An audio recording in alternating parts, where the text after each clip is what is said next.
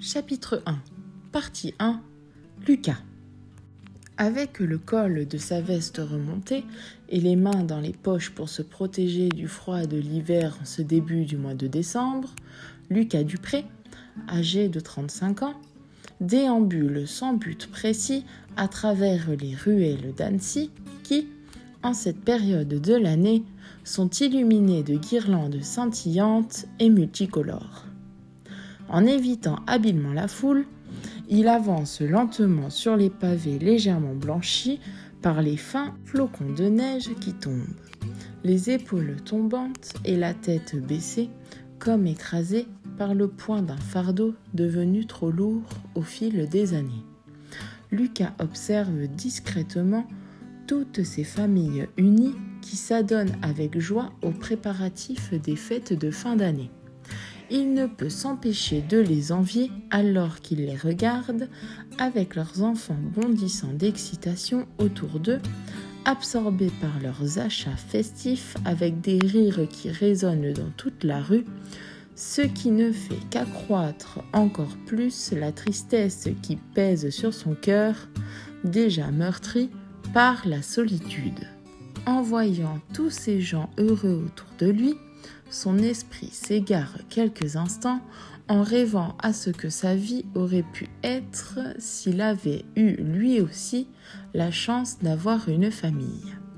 Avec sa taille d'1,72 m et sa silhouette élancée, ainsi que ses cheveux châtains coupés en dégradé américain, il est plutôt plaisant à regarder si son visage aux traits délicats n'était pas marqué par une cicatrice, seul témoin de son douloureux passé qui porte les stigmates des épreuves interminables qu'il a subies. Ses yeux, d'un noisette profond, sont le miroir d'une vie brisée qui reflète une souffrance ancrée au plus profond de son être. Lucas est de nature soumise, il n'aime ni les conflits ni les bagarres, préférant partir et ne pas insister si la situation se dégrade.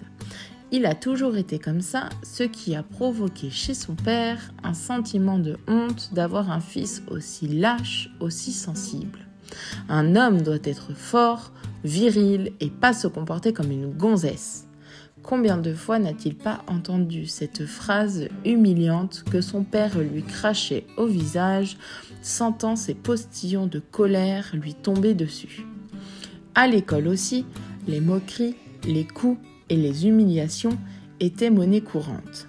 Malheureusement, cela ne s'est pas calmé avec le temps dans cette société remplie de préjugés où dès lors qu'on sort de ces normes, on est jugé coupable d'être différent sans même chercher à savoir qui nous sommes où seules les apparences comptent.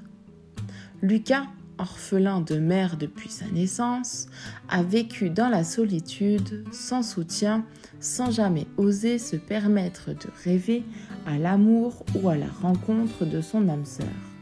Cependant, à l'aube de ses 30 ans, le destin lui sourit lorsqu'il croise le chemin d'Éléonore par un bel après-midi d'été. Elle était là, assise, avec sa belle robe fleurie, à la table d'une terrasse, lui souriant à pleines dents.